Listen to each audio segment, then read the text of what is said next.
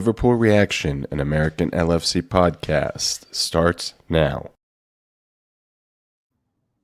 All right, folks, welcome back, everybody. Well, Coach, that was a good win.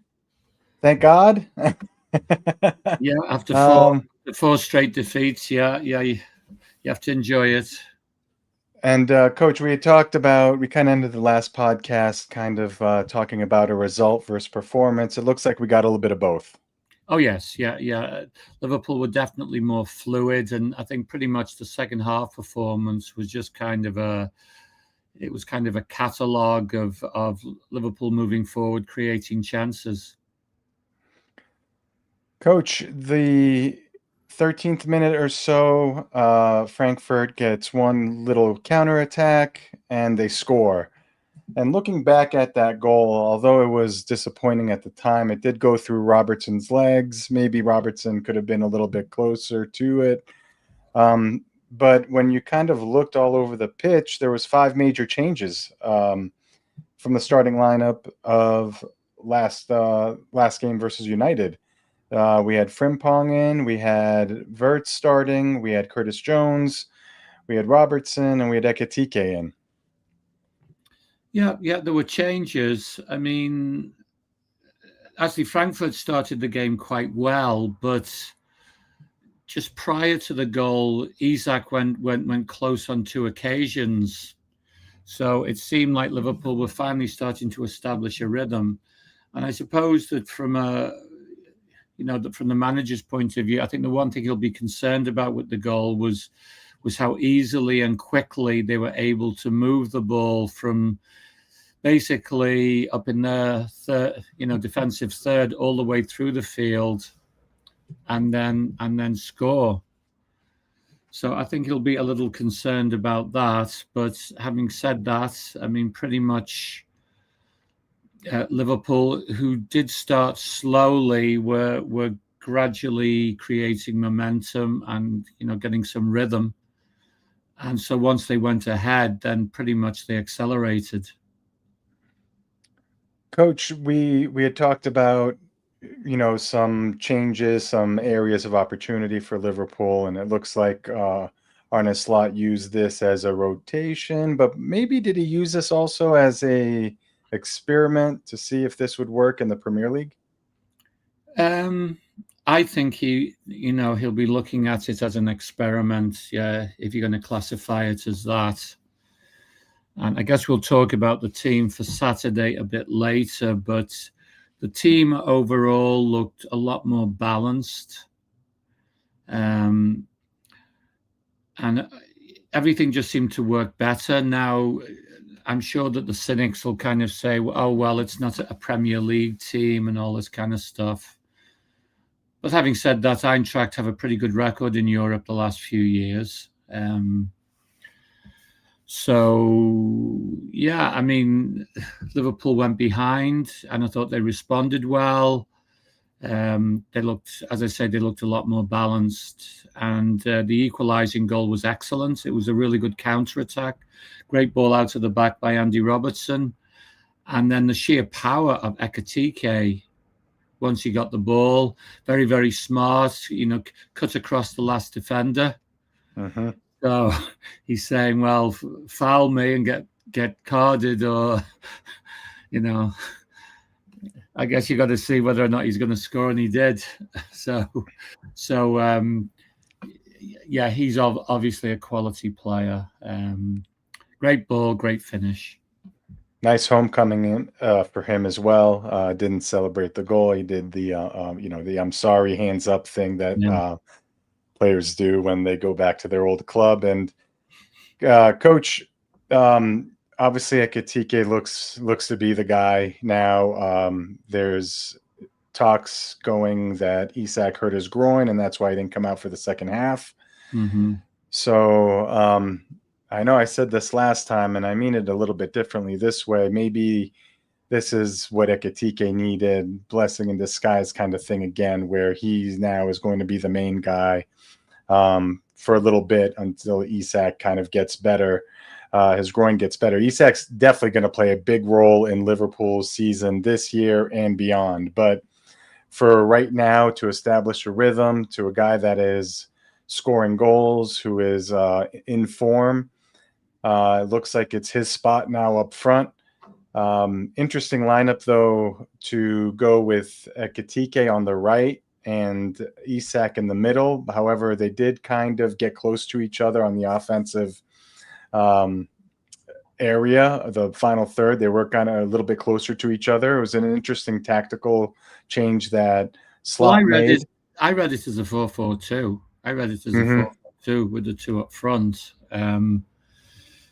So, and I mean, he had Frimpong, and it appeared initially that maybe Szoboszlai was playing the Trent role again, and maybe that part of the plan got disrupted because obviously Frimpong went off early, and he's definitely not going to be back for a while because it's a hamstring injury. So I mean, Bradley came on and he kind of slotted in, like he did very well. Szoboszlai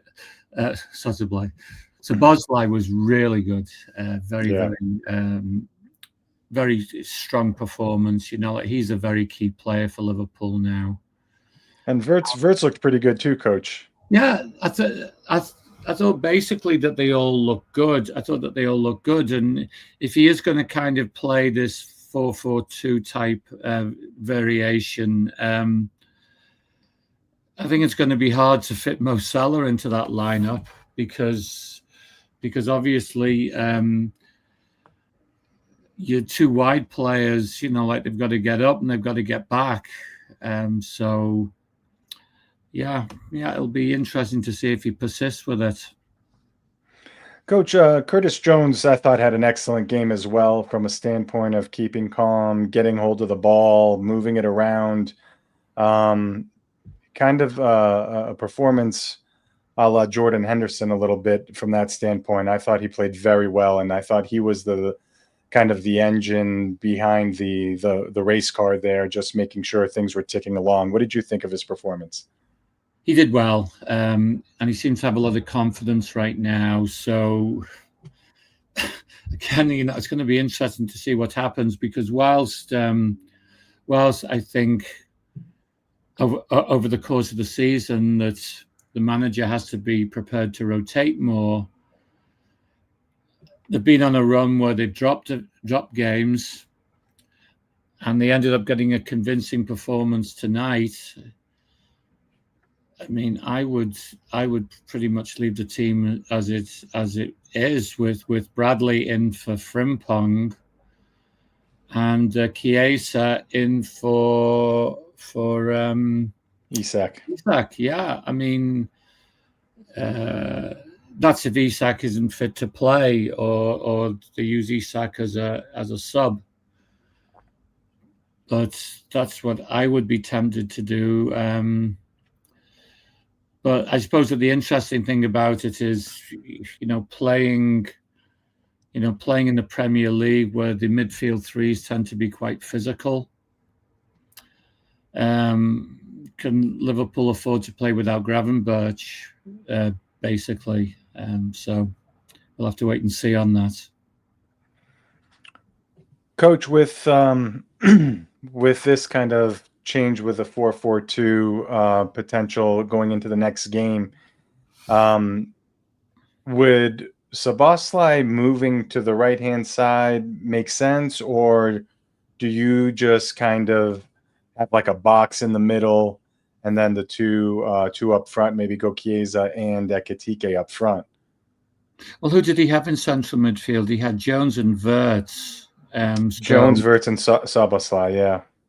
Well, Szoboszlai, I think that the original plan was that he'd slide in, like Trent used to do before. And then Gakpo. Well, there's Gakpo on one side and there's Bradley on the other. So, I mean, like that to me is pretty balanced. And then, I mean, one thing that I wonder about is if, I mean, I thought Robertson did well. And And I think Liverpool look more comfortable with Robertson. But is he going to say, oh, well, he's getting on. He can't play 2 games in a week, and he brings Kirkash back in. So, yeah, I think on this occasion that you don't change the team. But, yeah, it'll be intriguing to see what happens. I mean, like the midweek game next week's the League Cup tie, isn't it? Yeah. And again, I don't know how much he'll rotate for that. He might be tempted to play a stronger team given Liverpool's recent run.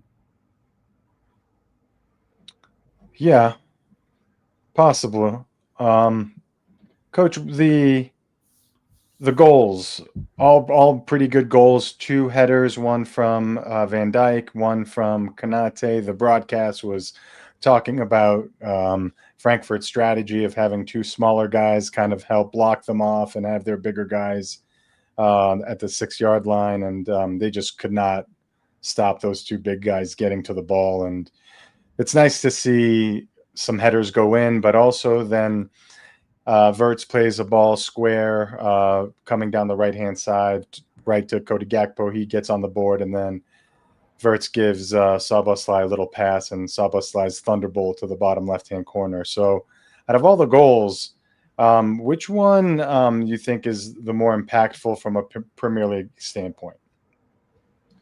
Well, it was nice to see the counter-attack goal.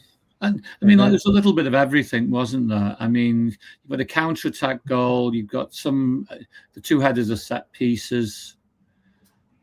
Yeah, one from each side.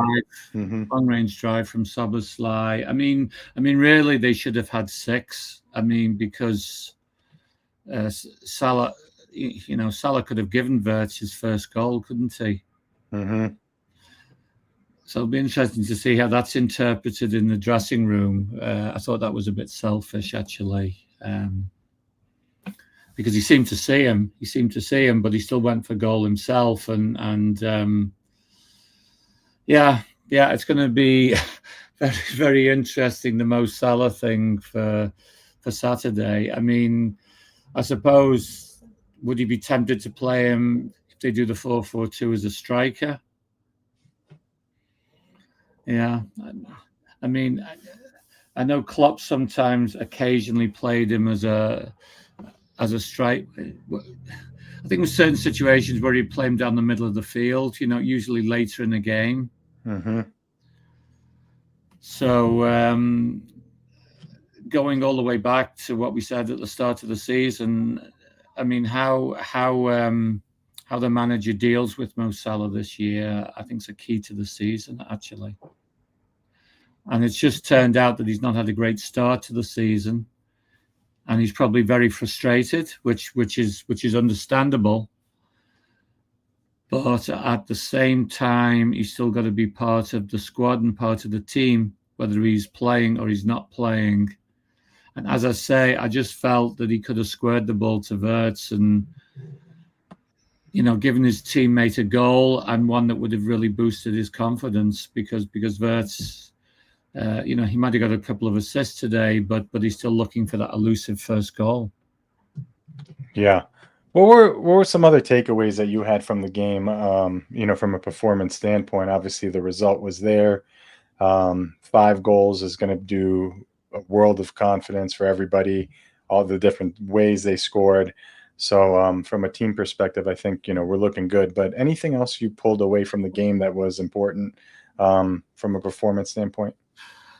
Well, as I said earlier, I mean, like the football was a lot more fluid than it's been of late. I think one slight concern, and it's kind of hard to measure this because I thought Liverpool started slowly again.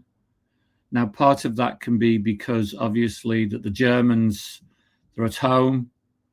Liverpool's been on a bad run, so maybe they tried to get a fast start.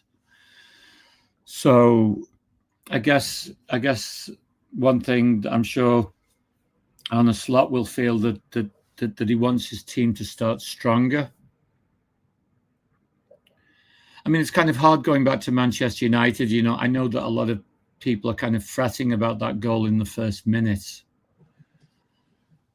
And really, in some respects, it was just one of those things, that they scored in the first minute. You don't really know what the game would have looked like. I mean, say if Manchester United hadn't scored, you don't know how the game would have looked. But, I thought that first 5-6 minutes or so was slow. And then they created those 2 chances for Isak. But I think the manager will be wanting them to start more positively or with a little more initiative. And I think a lot's going to depend on how he selects his starting team for the weekend. As I keep saying, I would be tempted to keep the same group that pretty much started the second half with Bradley for Frimpong and Chiesa, who again I thought looked lively. Chiesa playing for Isak, and I mean he's got plenty of options. He's got plenty of options if that's not working. I mean, I think pretty much the way that I see the modern game in the Premier League is you have your starting 11 on any particular day, and then right around the hour mark, you bring on 3 subs. Yeah. And who you pick, it can kind of be a combination of fresh legs, or it can be maybe to just modify your tactics in some way. But that's the way that I see the game right now. So we've talked about the 16-man game, but I think it's a 14-man game as of the hour mark. Yeah. And I don't know that that's going to change much because the Premier League, it's kind of high-powered, it's all action, and you really need to have energy as much as you can for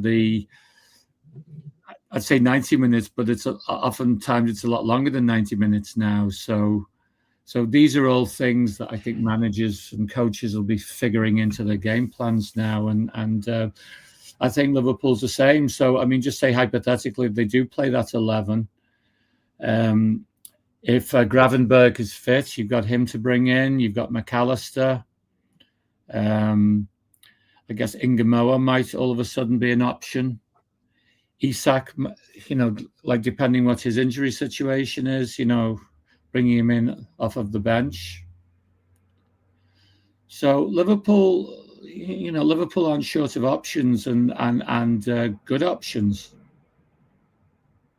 Yeah. You mentioned Chiesa. One thing I noticed with Chiesa this game was the positivity on the field. And I don't mean just the running and he was giving people high fives. He was, encouraging. He was acting like a vice captain out there from a, encouraging standpoint. I noticed that, and I just thought, I love that about it. I love that about him, that he's not letting anybody keep their heads down. Granted, they were up, but when they were pretty much parked in the last third, the second half of the game. And they missed a couple chances here and there, but just the positivity of Federico Chiesa, I think, is awesome, and I think is a nice element to the team.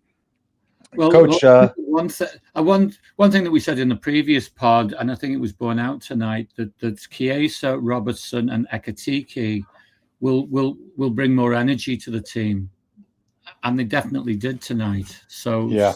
I mean, I think logically that these guys need to be involved. For sure. Coach, Brentford's tactics will be similar to United's, kind of skipping the midfield, kind of going over the top. This was kind of mentioned throughout some podcasts that I was listening to, and it's going to be something that we should be prepared for. Is there anything that scares you about this Brentford team tactically, where they're going to just kind of not necessarily play long ball the whole time, but be looking for Thiago over the top to go one-on-one, or he's having a good season. Thiago's having a good season. Mm-hmm. So Brentford, I thought Brentford might struggle this year, and I think a lot of people did, but they're actually doing a lot better than maybe some anticipated. So maybe it's the fact they've got 4 ex-Liverpool players in the ranks. So I think that's one thing that's going to make the game intriguing, because you've got Callaghan, You've got Kelleher. You've got oh gosh, the Dutch fella. I'm blinking on his name. Carvalho's there, right? No, the central. Oh, Vandenberg. Vandenberg. You've got Vandenberg Yeah. in central defence. You've got Henderson in midfield, and then you've got Carvalho, who seems to be like an impact sub for them. So, so I think that's one thing that's going to be intriguing going into the game. And yeah, I mean, it's a tough place to go to, and yeah, we expected that they might have a tough season, and I think they got hammered in the first game, didn't they? But actually, since then, they've really kind of leveled off. They've done well, and it'll be a test. I mean, it was kind of nice that Liverpool went and they scored 5 goals today, but I think Brentford, not just because they have 4x Reds on the books, like they know Liverpool, they know what they do, who they are, the players, and they'll have the crowd, which really gets behind the team. They'll have the crowd on their side. So I think that this is going to be a big test. And I think after the losing streak that Liverpool's had, I think it's a big test that's going to be magnified and say, okay, Liverpool rebounded. Now, what are they going to do? Yeah, Jordan Henderson. That's going to be weird playing against them in a Premier League game for sure. Well, it's a nice turnaround, right, from the 4-game losing streak, and I can see another performance at Brentford. They do have some good players. They do have some quality players. Most Premier League teams do. But I can see another performance where it's a 3-1 game. I can't see us having a clean sheet for a little while, but having Robertson in there, coach, like you mentioned, and kind of keeping it the same way as it started the second half, I really like our chances. I think Ekitike getting now a run up front is going to be important. He knows what he's doing up there.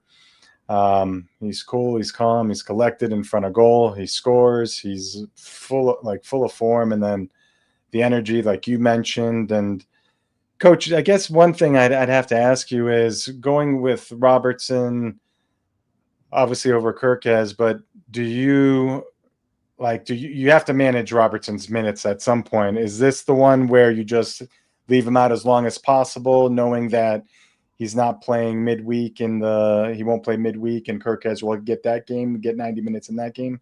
Yeah, I mean, I think you can go back to something that Slot did last year. I mean, he would often, Robertson was his starter, but he would often sub him and bring on Tsimikas, and he actually did that a fair bit as well over with Trent and Bradley.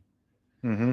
But he did it a little more on the left-hand side of the field. So, I mean, I think that's a good route for integrating Kirkes into the team is bringing him on as a sub, whether it's for the last part of the game or, however he feels that the game is going, how much time, that he can give to Kirkes. And then you kind of work him in that way, and maybe over time you kind of build some confidence. He gets more comfortable within the team setup. I mean, because I noticed that a few pundits kind of commented that that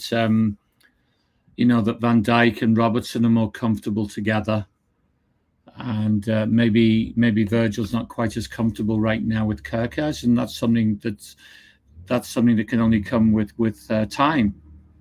Yeah, that makes sense. Robertson and him have been playing forever together. I mean, that makes sense. Right. That's not, it's not a hot take for sure. Right. And I mean, looking forward to Saturday, I mean, I think I'd be more confident in the team if they basically start the group that they had tonight. If he fiddles with it too much, and I wouldn't be shocked if he starts Kirkes. I wouldn't be shocked, but I'm not sure that that's a smart move. And I'm not sure it's a smart move to change too much when they showed a few things. And okay, maybe Brentford might pick out one or two limitations, but look at the bench he's got. Look at the changes that he can make if Brentford maybe expose that lineup a little bit. So, yeah, I'll be very intrigued to see what he does, and hopefully whatever he does, it's the right decision for the Brentford match on Saturday evening. Coach, a couple podcasts ago, I mentioned, identifying the root cause. What is the root cause of all this happening? Why? And I can't help but think, Salah wasn't on the field and the team looked a lot brighter. I love Mohamed Salah, club legend for sure, Premier League legend for sure. But it just seemed like everything flowed a lot better with him not on the field. Is it just me being a little bit dramatic here, or were there just more things at play? Because it just seems like there was space on the right-hand side now. And there was a lot of attack going down the right-hand side as well that wasn't involving him, obviously, and it was effective. Yeah, well, yeah, it comes back to the Mo Salah issue that we keep talking about, the manager, how he handles him, and basically how Salah sees himself within the new group. I mean, because obviously he was comfortable last year. I mean, it was a group of players he played with for a couple of years, and then some of them for a lot longer than a couple of years. So he was very comfortable in that setup. And now all of a sudden, you've got a couple of new strikers. You've got Florian Wirtz, and so these are significant changes. And then, as many have pointed out, he doesn't have a Trent behind him anymore. So, how is he going to adapt? Can he adapt? Does he want to adapt? I mean, I've always, kind of talked about him. He's the one player in Liverpool's squad that has a little bit of an ego.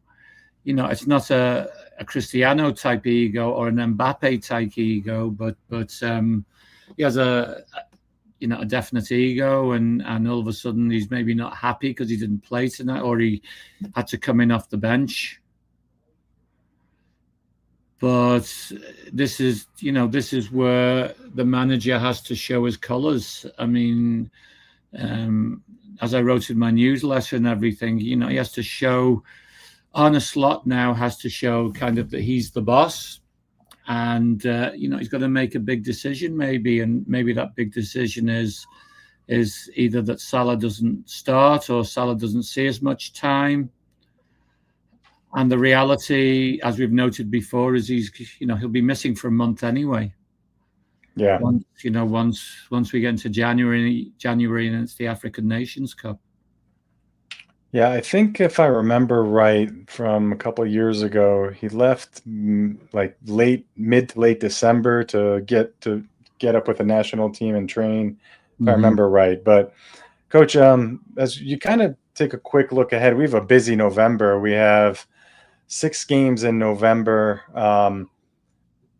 We have Brentford on Saturday. We have Crystal Palace in the League Cup on the following Wednesday, which is next week. And then Villa, Madrid, Manchester City, Nottingham Forest, PSV Eindhoven, and West Ham to close out the month. I mean, it's nice that football will be coming fast and thick for us here. And I can't wait to be sitting every 3 days and watching these games.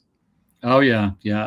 I mean, but look, that is the reality for, if you're going to have a top club playing in the Premier League and playing in the Champions League at the same time. So all these teams that we're competing with, the Arsenals, the Manchester Cities, and so on, I mean, like, they're having to deal with it too.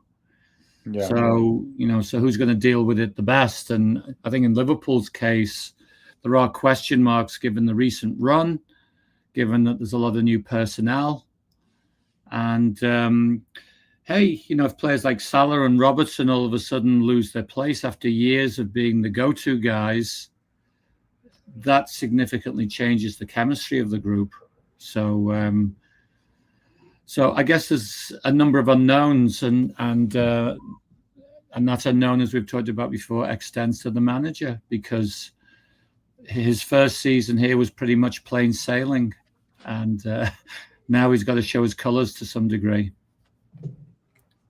It's interesting. November, there's also an international break too. I mean, these guys are going to be playing a lot of football in November. They are. All right. Well, Coach, thanks as always for your insight. And, as we kind of trudge forward, I hope this is the corner that they've turned, and the performances and results will start looking a lot more bright. Definitely a positive today. So that's encouraging. And we'll catch everybody next time. And we hope that Liverpool will continue their winning ways.